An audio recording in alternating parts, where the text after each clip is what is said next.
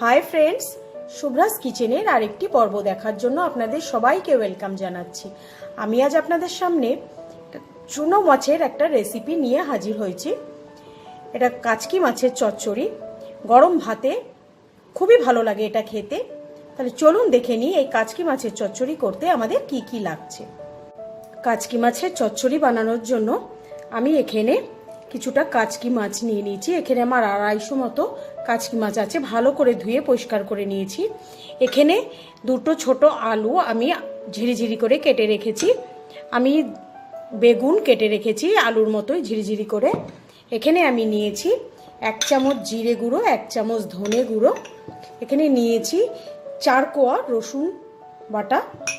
এখানে নিয়েছি পরিমাণ মতো হলুদ, 5টা কাঁচা লঙ্কা মাঝখান থেকে অল্প চিড়ে রেখেছি, পরিমাণ মতো নুন, লাগছে আমার লাল লঙ্কা গুঁড়ো, আর যতটা মাছ আমি ঠিক ততটাই পেঁয়াজ ভালো করে কুচি করে রেখেছি।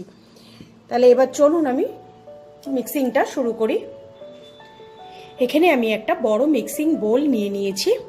এবার আমি এতে প্রথমে পেঁয়াজ কুচিটা দিয়ে দেবো, পরিমাণ মতো নুনটাও দিয়ে দেবো,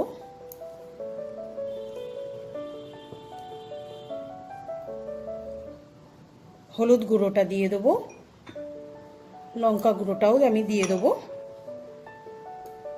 কাঁচা লঙ্কাটা দিয়ে দেবো, ধনে গুঁড়ো জিরে গুঁড়োটাও আমি দিয়ে দেবো,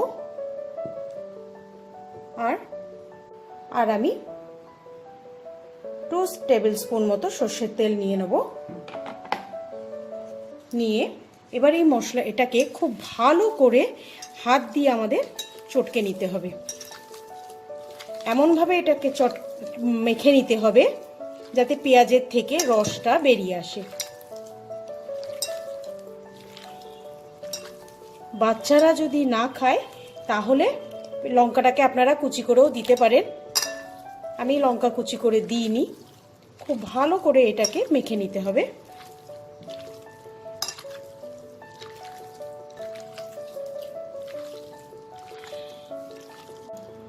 এটা আমার খুব ভালো করে মাখা হয়ে গেছে। এবার আমি এতে আলুটা মিক্স করে দেব আর বেগুনটাও মিক্স করে দেব। আলু আর বেগুনটা দিয়েও আমি এটাকে খুব ভালো করে মেখে নেব।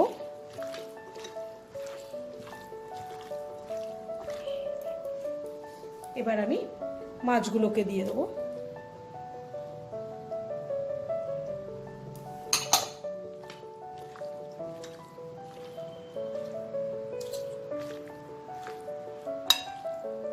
মাছগুলোকে দিয়ে আলতো হাতে আপনারা মাখবেন। একদম ছোট মাছ, এটা বেশি মাখামাখি করলে একদম গলে যাবে। এইবার আমি এটাকে নিয়ে কড়াইতে বসিয়ে দেবো। আমি এখানে একটা প্যান গরম করে নিয়েছি। এবার এই প্যানের মধ্যেই মাছগুলো ঢেলে দেবো।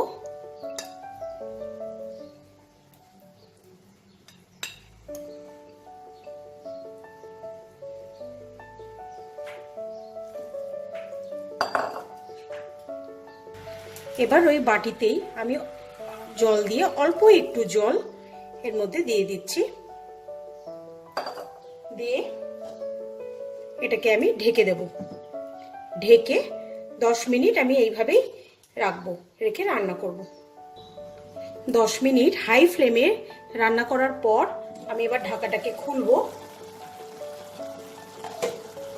খুলে আস্তে করে আমি একটু নাড়াচাড়া করে দেবো।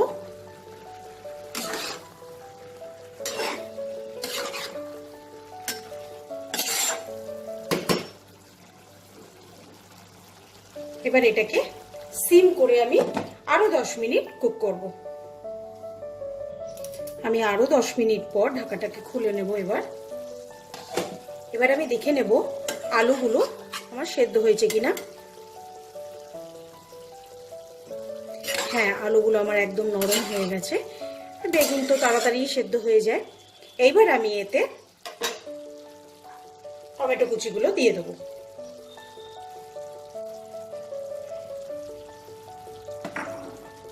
আর একটু ধনে পাতা আমি দিয়ে দেবো।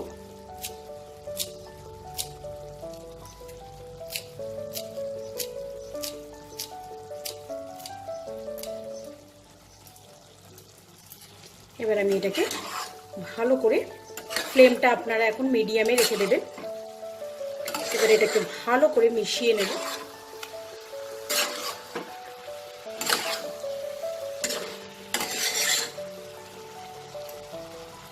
এবার যতক্ষণ না টমেটোটা নরম হচ্ছে ততক্ষণ আমি আবার এটাকে ঢেকে কুক করব। টমেটোটা নরম হয়ে গেলে আমি আপনাদেরকে সার্ভিং প্লেটে বেড়ে নিয়ে দেখাচ্ছি। আমি মাছটাকে প্লেটিং করে নিয়েছি। তো আপনাদের যদি আমার এই রান্নাটা ভালো লাগে, লাইক শেয়ার করতে ভুলবেন না। আর আপনাদের মতামত আমাকে কমেন্ট বক্সে কমেন্ট করে জানাবেন। আর যারা আমার চ্যানেলটাকে এখনও সাবস্ক্রাইব করেননি তাদেরকে অনেক অনুরোধ, আমার চ্যানেলটা আপনারা সাবস্ক্রাইব করে নিন আর বেল আইকনটা টিপতে ভুলবেন না। আজ আসি, আবার আসবো নতুন কোনো এক রেসিপি নিয়ে। বাই।